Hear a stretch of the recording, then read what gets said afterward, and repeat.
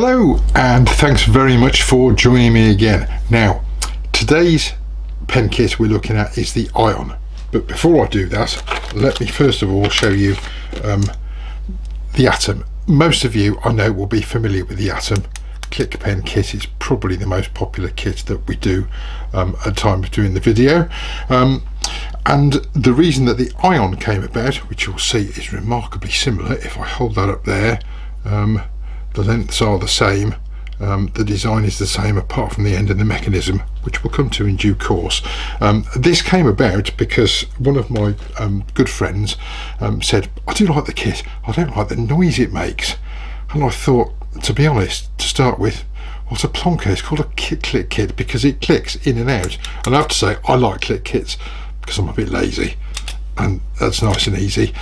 But having thought about it for a while, I thought, well, I can see where he's coming from. Some people like a twist kit, and that's why we've developed the Ion, which is here. Now, the reason that they're similar is mainly for ease for you guys, because if you've made an Atom, you've already got the tools ready to make the Ion, because the drill size is the same, the bushings are the same, everything's the same except some of the internal parts. And I was going to say putting them together. I don't really think putting them together is any greatly different either. But anyway, I'll show you the bits of the kit in a second and run through a couple of things that are slightly unique to the Ion and the Atom. So here are all the bits of the Ion kit. The tube, as I've said, which is exactly the same size as the Atom.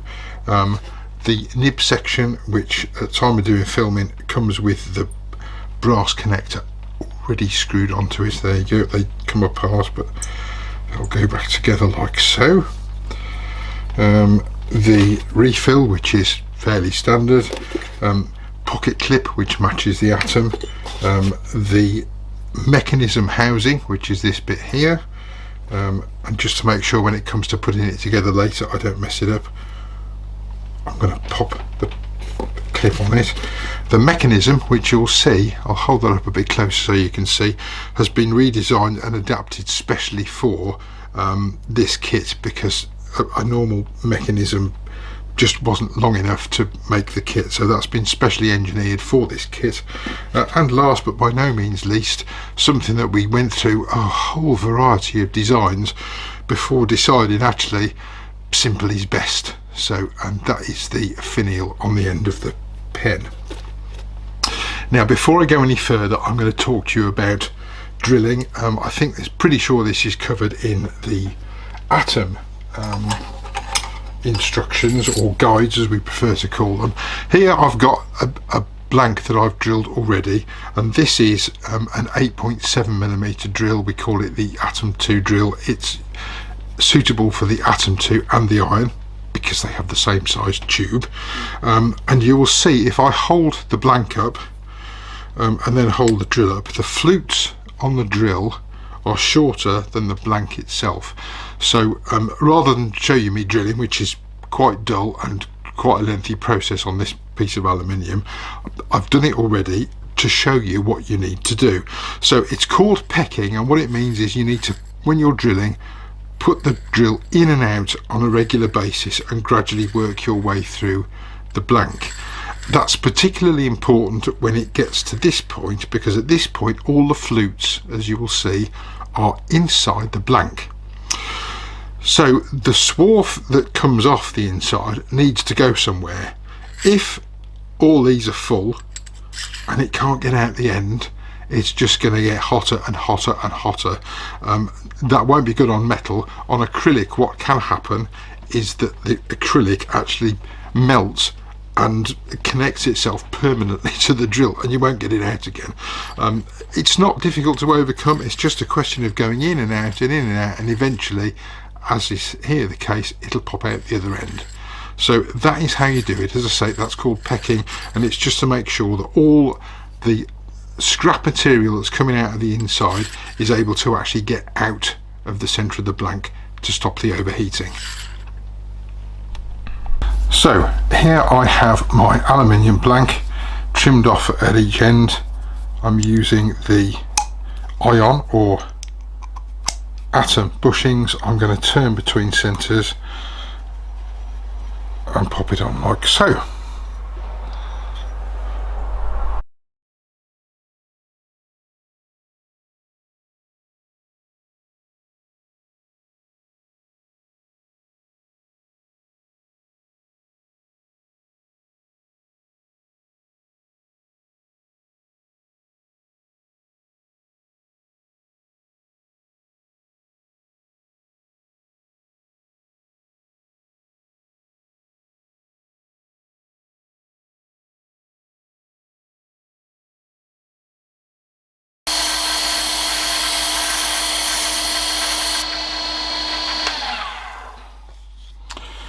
So that's a finish with 180 grit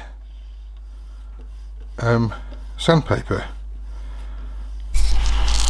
So now we'll try 400.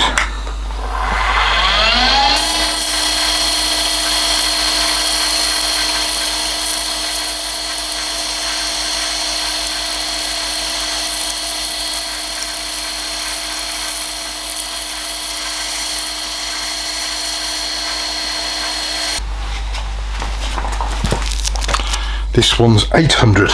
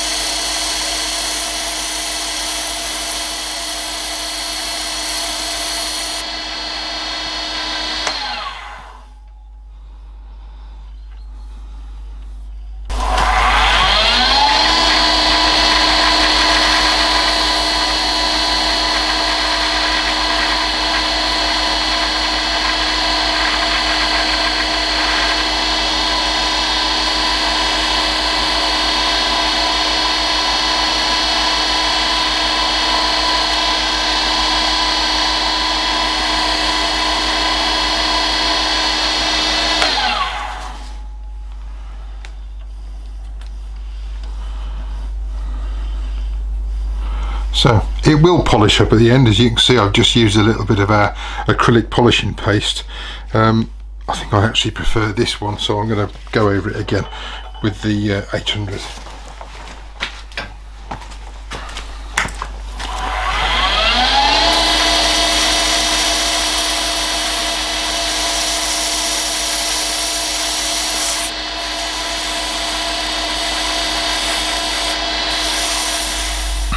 So here we go. I've pressed in the pocket clip and the mechanism housing.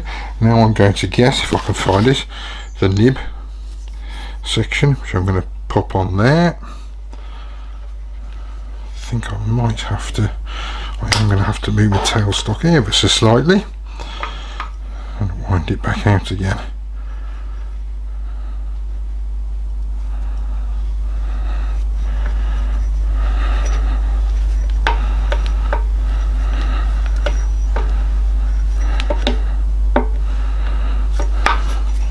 So far I think it's looking quite good. Right, the next thing to do is to drop in the refill in that end like so, and then we're going to screw in the mechanism. The mechanism, you'll see, it's got an extended bit here, and the end, let me drop the refill out again, the end of the refill slots into the little nipple on the end of the refill like so. It's important it does that. They normally self-locate, but if you find it's pushing out not quite right, you'll probably find it's just overlapped. It just needs seating in there properly. So we're going to pop that in there, and we're going to screw that into the housing. The nib has popped out the other end. I'm going to give it a nice good tight turn on there, because this is a bi-directional mechanism. Hopefully you'll see if I hold that down there, by turning it left and right, it pops out. The only thing left to do is to pop on the finial like so. There we go, one finished pen. For changing the refill, you can get into it at this end. However, I'd recommend this end just because you've tightened that mechanism up there, and that needs to be tight. If it's loose, when you go to turn it anti-clockwise to send the nib out, you won't turn it anti-clockwise, you'll undo the mechanism. So as you can see, when it's done up nice and tight, it works both ways, no problem. And to change the refill, there we go.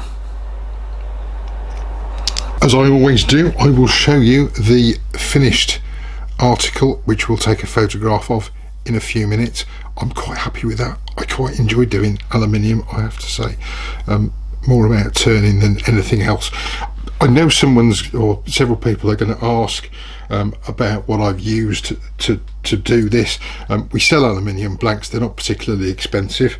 The tool I've used was made from our own tool steel. The tool steels that we sell are really designed for metal, so they go through wood without any problem at all. I rarely have to sharpen them with wood. I've used it on metal, so I might have to sharpen it a little bit now, but you saw me turning it without any problem whatsoever. Finally, for pressing the pen together, I use an arbor blank like so, that I've put an M8 thread inside, and some acetal rod that screws on the end. I've got 2 of those. We thought about doing these as a kit. I'm not really sure whether anyone would be interested in having them or not. Possibly, I don't know. Something for the future. So there we go. There is the new Ion bi-directional pen kit.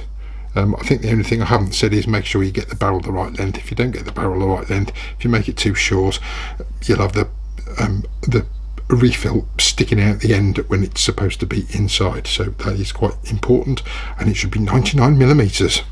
That is it for today. Thanks very much for watching again. Whatever it is you do in your workshop, happy turning, safe turning, box making, slicing, whatever. Make sure it's the wood that you slice, not bits of yourself. Until next time, bye bye for now.